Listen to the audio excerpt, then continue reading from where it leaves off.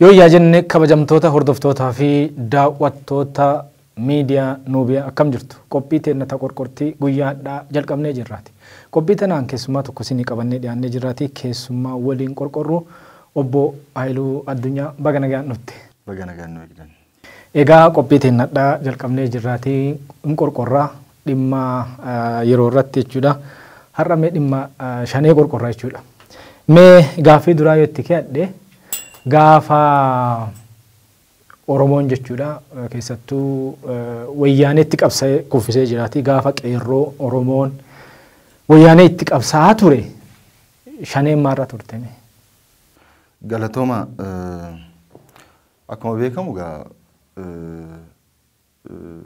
abaaboo shaneen 1984 booda abaaboo kan jedhamu hin turre. Akkamittiin turre abaaboon kun hoggansi isaa diigame mootummaa ce'umsaa keessaa akka baheen caasaan isaa akka jiruun wayyaaneedhaan xalafame. Kanaaf abaaboon maal hojjechaa turte jettee yoo gaafatte qareeyyii Oromoo, beektota Oromoo, qabsaa'ota Oromoo of jalatti gurmeessuu otoo hin ta'in nyaachaa balleessaa ture. Kanaaf waanuma wayyaaneen asii ilmaan Oromoo adamsitu abaaboon shanee dabarsee kennaa ture jechuudha. Kana qabatamaan namoota abaaboon shanee qabsiistee, hiisistee, dararsiistee, dhabamsiistee toragaadha. Namoonni lubbuudhaan keessaa ba'an akka carraa keessaa hafan jiru kana ragaa kan ba'an jechuudha. Kanaaf abaaboon shanee qabsoo Oromoo keessa hin turre jechuudha. 91 akka faranjii asitti 84 akka lakkoofsa Itoophiyaatti abaaboo kan jedhamu hin jiru. Caasaan ture caasaa afaan Oromoo dubbatu caasaa basaasa wayyaaneeti jechuu dandeenya jechuudha. Kanaaf uummanni Oromoo dhaaba kanarraa abdii kutee dhaloonni qubee aadaa fi seenaa Oromoon baratee gabbatee guddate mirga uummata Oromoof quuqamaa qabsaa ture kan dhalate kanarra. Kanaa ka'eet ofii qabsaa'eet abdii kutannaa jaarmiyaa sanarraa abdii waan hin qabneef ofii qabsaa'ee mirga hanga kana gonfate. Gaafa as keessa uummanni Oromoo wayyaanee irratti qabsaa'u shaneen Asmaraa teesseet ka'aan lolla hin deemna. Dhaqnee lolla uummanni keenya ka'eera uummata keenyarraa cinaa dhaabbanneet qabsoo kana galmaan geenya qaamota achii jedhan lakkitaa biyya keenya Sooriyaan goonuu jetteetu qabsaa'ota irratti baacaa turuu ishee kan beekame jechuudha. Kanaaf shaneen hin turre kaleessa. Shaneen qabsoo Oromoo keessatti 91 booda abaaboo kan jedhamu qabsaa'ota Oromoo dabarsitee wayyaaneetti kennuudhaan irraan kan hafe qabsoo Oromoo keessatti shoora gufuu taphachaa turte malee shoora taphattee tokko hin qabu yaadedha. Kanaaf qabsoo sana keessatti waan hin turreef biyya Sooriyaatti biyya keenya Sooriyaan taasisnu jedhee hayyuu dureen isaanii kan dubbate ture beekamaadha. Kabiraayyuu namoonni basaastota wayyaanee ta'anii Geetaachoo Asaffaa wajjiniin asii hojjechaa ergama fudhachaa Asmaraatti as ta'anii immoo miseensota gumii sabaa kan ta'an kan ani beeku jechuudha. Asii ergamtoota wayyaaneeti Geetaachoo Asaffaa wajjiniin hojjetu. Asmaraa keessatti immoo miseensota gumii sabaati. Maqaan dhabuun barbaachisaa miti malee maqaa tokko lamaan waamuu dandeenya. Baay'ee beekna. Miseensota gumii sabaa adda bilisummaa Oromootiin asii immoo ergama fudhanii ijoollee kan hiisisan kan dararsiisan isaanii jechuudha. Kanaaf caasaan sun akka jirutti caasaa wayyaaneen xalaftee ilmaan Oromoo ittiin dararaa hiisisaa ajjeesisaa baate waan ta'eef kanaan qabsoo Oromoo keessan turre jechuudha. Bareeda yaada bareeda kaaste. Egaa wayyaaneen qabsoo Oromoon qeerroon Oromoon qonnaan bulaan barataan barsiisan qaamni kamiyyuu itti hirmaatee tokkummaadhaan itti fincilee jechuudha wayyaanee ari wayyaanee kuffise wayyaaneen darsasii gaafa guurattee meqlee galtu shaneen maal taate abaawoon shaneen kun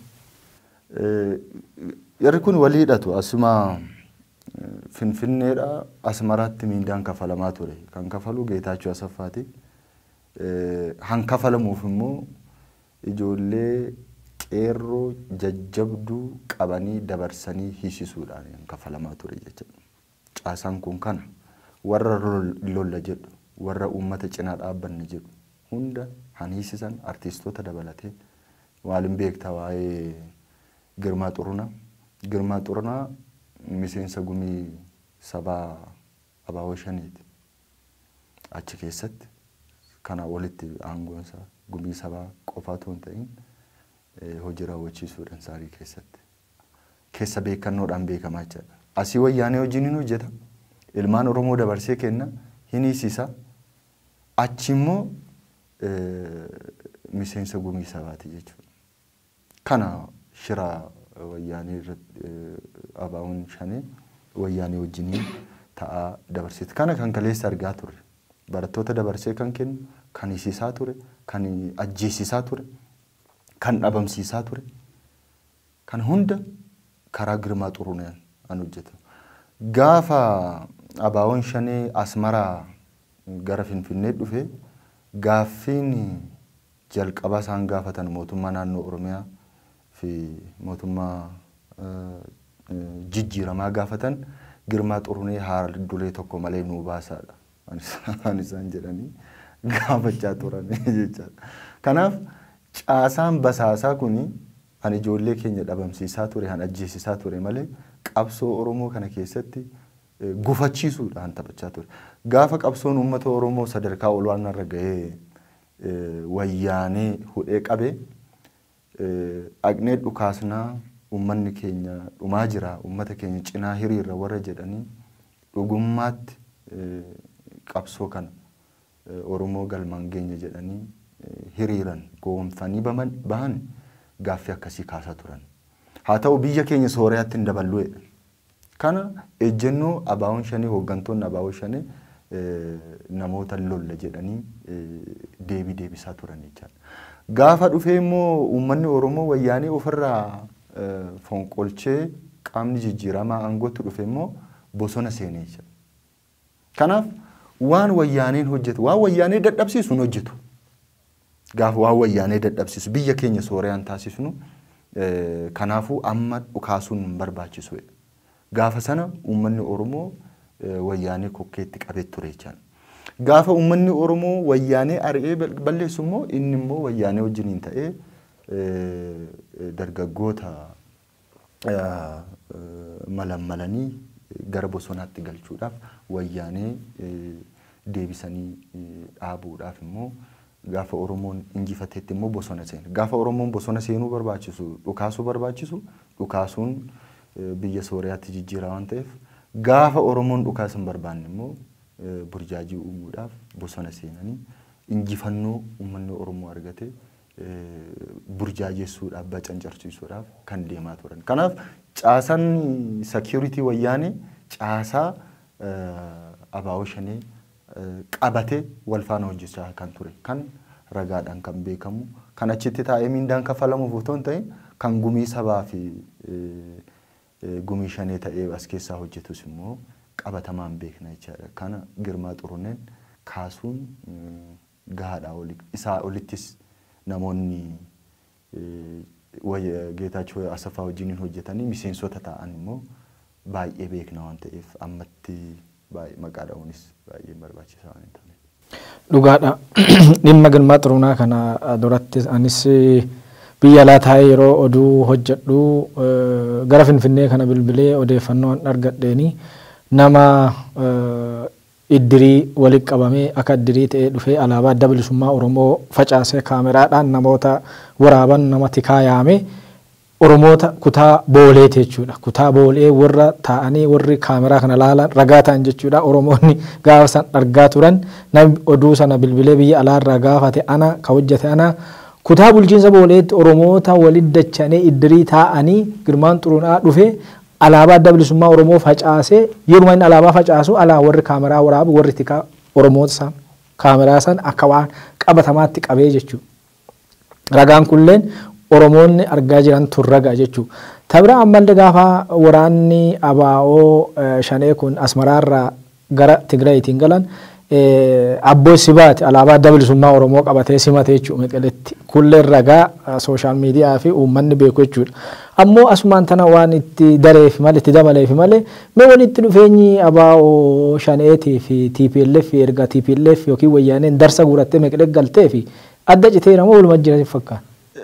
Akkaataa adda hin cinnetti walitti qabamee jira. Hooggansisaa caasaansaa hundumtuu 84 akka Itoophiyaatiin lakkoofsa Itoophiyaan asitti qabamee jira caasaan kun. Caasaan kun kaayyoon guddaan ABO'dha jedhama maqaa isaa ABO'dha.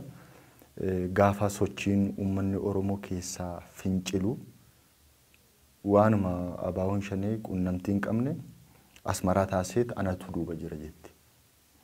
Ana duuba jira jetteet fudhatteet qaama kana sochii kana keessatti hirmaate sassaabsistee hiisiftee jechuudha. Ergama Asmaraadhaa kennitee ergiseet Mooyyaalee irratti qabsiiftee jechuudha.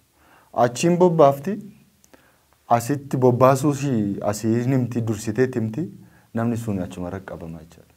Biyya keessa toon seenii hojii wayii toon hojjetiin deebi'ee qabama.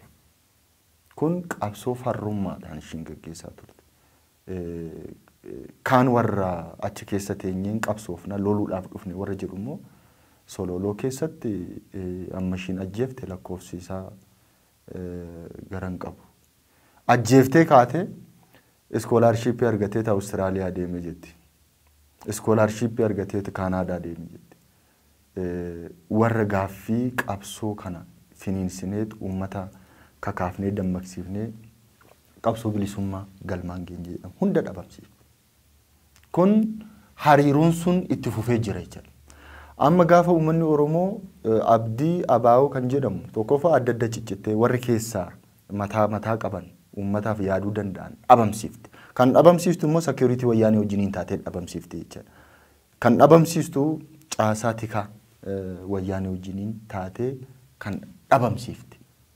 Amma asii taappellaa ABO itti kenniti wayyaaneen isin dhabamsiisa jechuudha. Nama socho'ee hojjetu hunda kan dhabamsiifteef ijaan jedhaman an dhabamsiiftee nyaattee fixe ishee.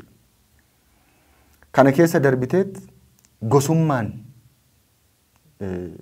kan isheen jimlaadhaan ajjeefte. Hin beekamaa jechaadha. Kun dhugaadha. Hariiroon sun ammas itti fufee jira. Gaafa Eertiraa irraa achi dhufan Abboo Sibaat qabsaa'ota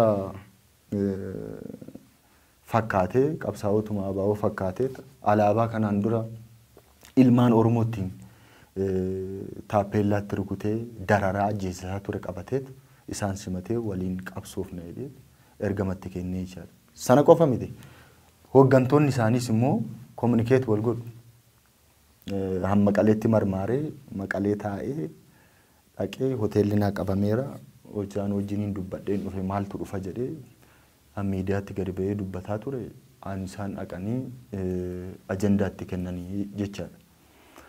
Ammas shaneen biyya keessa galteet wayyaanee wajjiniin taatee ji'a 3 keessatti mootummaa Dooktar Abiyyi kanan dhabamsiifnetteet ragaa qabattee jirti. Propoozaalittiin mootummaa ji'a 3 keessatti ta'an baafatanii dhufanii jechaadha. Tokko maaliin dhabamsiisna qabsoo hidhannoo bakka adda addaatti gaggeessuudhaan. Lammaffaa caasaa mootummaa dadhabsiisuudhaan. Sadaffaa immoo istiraateejii jedhanii karaa nagaa qabsoofna jedhanii tarsiimoo sadan kana socho'aa kan turan ta'uusaa waliin hojjetu jechaadha irri kun. Bareeda.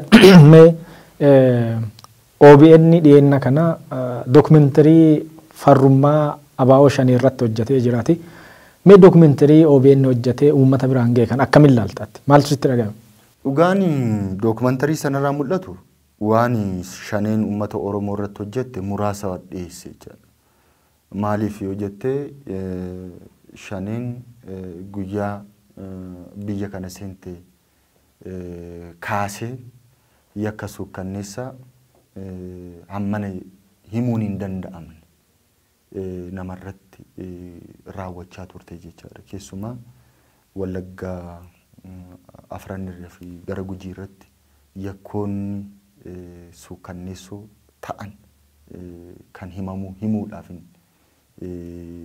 safuus aadaas duudhaas uummataa wajjin waliin madaalle baay'eetu hojjetame jechuudha.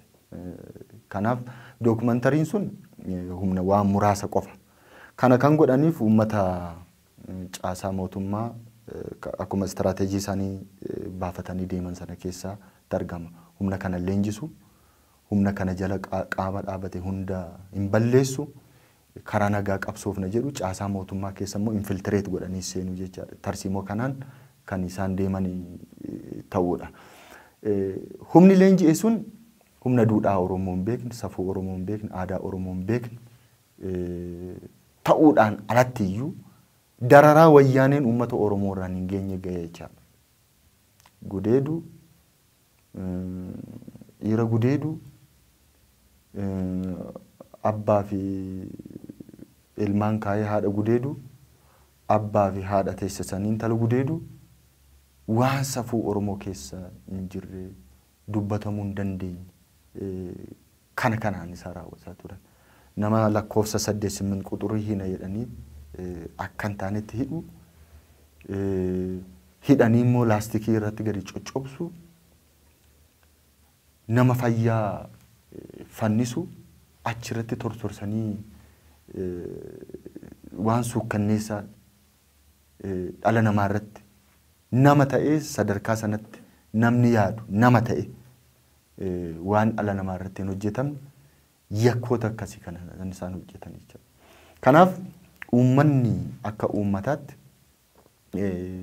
suukkanneessanii bulchuu olaantummaa isaanii sadarkaa kanaan fe'anii deemuudhaaf an isaan yaalan kan caasaa mootummaa irratti uummata bal'aa irratti maaliif jedhee nama gaafatu hunda han isaan kan irratti deeman ta'uu isaati kan achirraa hubatu. Kun waan xiqqaadha malee waan kanaaf madaallee safuu Oromoo fi madaallee muudhaaf baay'ee suukanneessaa kan ta'edhaan isaan hojjetaa turan. Bareeda yaada gaarii kaaste dhugumatti wanni isaan godhan himamee dhumu dookumentariin meeqa otoo hojjate waan baatii matii keessattuu ani akka naannuma dhalootaattuu gara Gujiittuu wanni beeku waan hedduu iteessu san immoo ulfii fi dhugaan bubbulee mul'ata ammallee kan ganaa mul'attu hedduu jiraata. Gara gaaffii itti aanuutti yoo ceene wayyaanee kan kuffise qabsoo karaa nagaati. Qabsoo karaa nagaatiin kufte. Egaa Oromoonis gaafa wayyaaneen qeerroo Oromoo lafaa fixxu agaaziitti bobbaastee gaafa fixxu abaa'oo eessa jiraa woboo eessa jiraa jedhaa barbaadaa gaafataa ture. Akkuma duratti jettee biyya keenya Sooriyaa hin goonuu jedhaa turan jechuu gaafas. Har'a immoo erga Oromoon mo'ate erga Oromoon gara aangoo dhufe erga Oromoon wayyaanee ari'ee darsa sii guurachiisee meeqadee galche faashiniin bosonaan nama feessu kun kashanee maali? Yaa isaan amma wayyaaneen asii ari'amtetti wayyaanee deebisuudha. Qabsoon kun qabsoo wayyaanee deebisaniiti. Tokkoffaa faayinaansiinis kan argamu, loojistikiin kan argamu, qabsoon hidhannoo guutuun snaayiparii dabalatee eessaa dhufa jettee ilaalte wayyaaneetu kenna jechuudha. Snaayipariin bara wayyaaneen turre eessaa dhufeera. Matarayeesiin bara wayyaaneen turre eessaa dhufeera. Bara wayyaanee kilaashii dullatti illee samiitti ol tokkosteen beektu qawwee shanin. So asmaraa teesseetti zeenaa hojjetti. Zeenaadhaan ona akkasitti humna wayyaanee ammana boojinee ammana hojiidhaan ala gooneedhanii zeenaa faabrikeetti godhanii asoosama barreessanii asoosama sana sagalee bilisummaa Oromoodhaan samsaasanii uummata raffisuu jechuudha. Uummanni akkan kaane akkan dammaqne akka yeroo hundaa ala eegu kan taasisaa turan ta'uu isaati.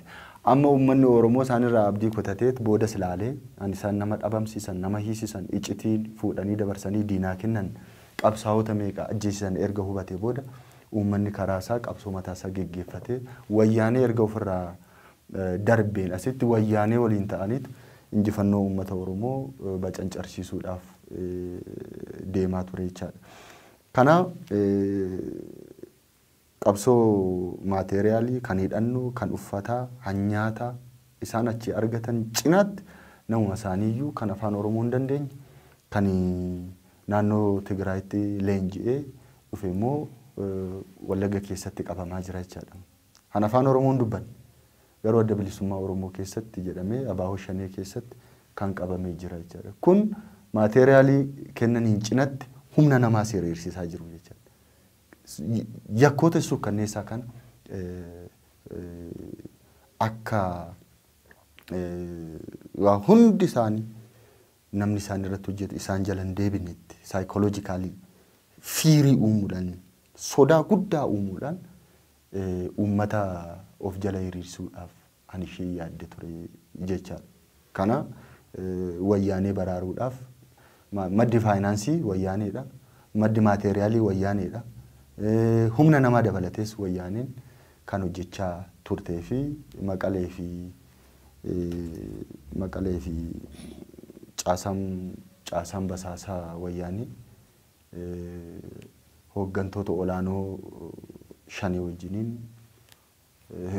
walitti dhiyeenyaan hojjetu jechaadha. Ammas kan mul'ataa jiru kana waan ta'eef wayyaanee wajjiniin humna federaalistiyan jedhamus karaa keessaanis kan hojjetamu tokko kanadha jechaadha. Wayyaanee deebisuudha, hangeessuudha malee bara wayyaaneetti dhiisi samiitti ol tuqu kaasaniin beekan har'a maaltu dhufee eessaa dhufee humni kun eessaa bobba'ee dandeettii isaa eessaa fidanii faayinaansii isaa eessaa fidanii kan bara duriin danda'amne amma eessaa danda'ame kan jedhu kun humnoonni kun Gibxi harka keessa jira, wayyaaneen keessa jirti, gumaa baas keessa jira. Isaan kanatu qindoominaan hojjetaa jechaadha.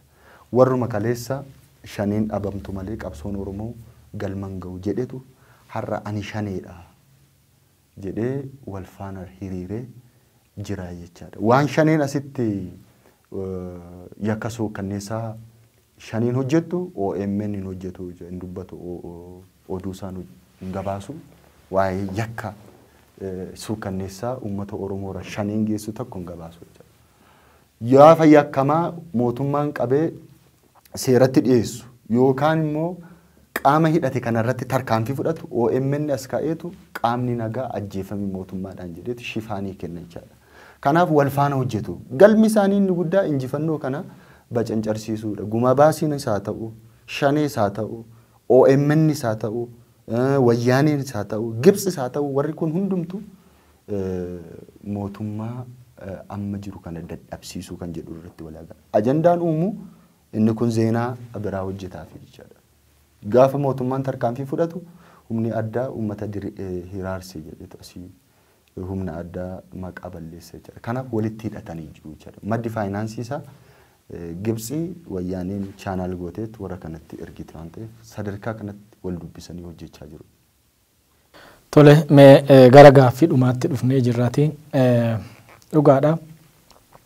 Jarri tuni waanuma yakkuma namni dhuunfaaf wal ijjeese fa'a akka waan mootummaa ijjeesetti yeroo OMN fa'aa hojjetan argaa jirra.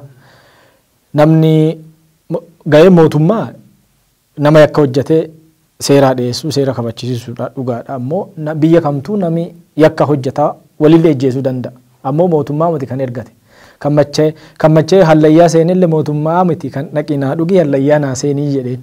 Ammoo waan du'u kana mootummatti hirkisanii ammoo waan shanee hojjettee waan shira shanee hojjettee takka OMN gabaasu arginee hin jirru. Ammoo waan hin jirre immoo gara mootummaatti laxxafanii yeroo mootummaa maqaa balleessanii humna addaa poolisii Oromiyaa kanallee maqaa balleessa arginee irraa ati gadi qabdee dubbatteetta. Gaaffii isa xumuraatti dhufee jira.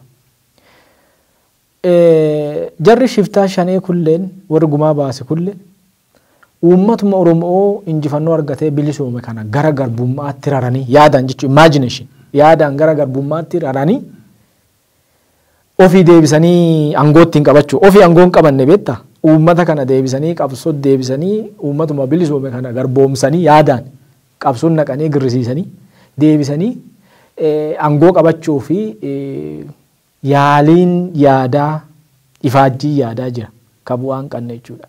Uummati afaan faajjii kanarraa akka of eeggatee waan kana hubatu yaadallee dhaamsallee walgula qabiiti gaaffii xumuraatiin nu hobbaase.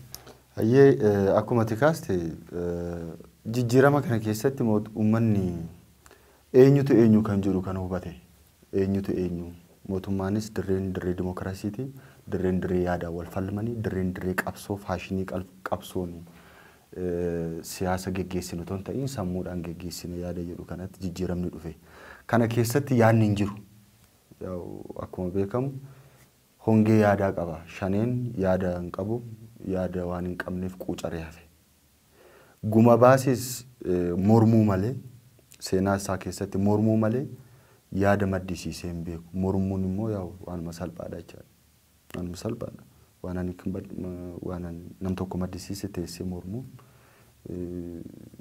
salphaadha gaafa dirreen kun babal'atee deemu yaada fidaa jedhamu hin jiru jechaadha halaalatti taa'amee gaafa akkasumatti namni taa'ee ilaalu waanuma yaada wayii walitti sassaabanii qabanii deeman fakkaatu gaafatti siqamee ilaalamu hin jiru.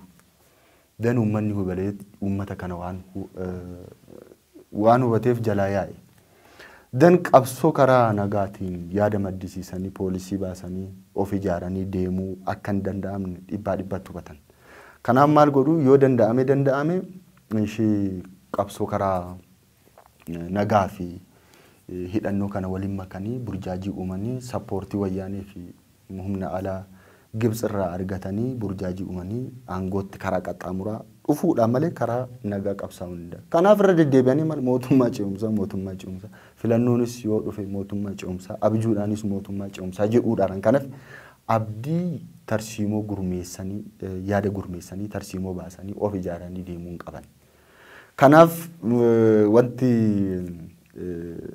humnoonni kun humna Oromoodhaaf wabii ta'uu hin dandeenye ta'uu isaanii kan si agarsiisu dhiyoo kana gamtaan tokko uumamee ture gamtaa paartilee Oromoo afaan tokko aadaa tokko saba tokkoof dhaabatantu gamtaa uumeen gamtaa uumuutoon ta'in sagantaaf yaada walitti fidanii tokko ta'utu irra ture gamtooma sana irratti illee wal lolan sadii ta'anii eenyu barreessaa ta'u eenyu walitti qabaa ta'u eenyu ittaanaa haa ta'u irratti wal dhabanii jira.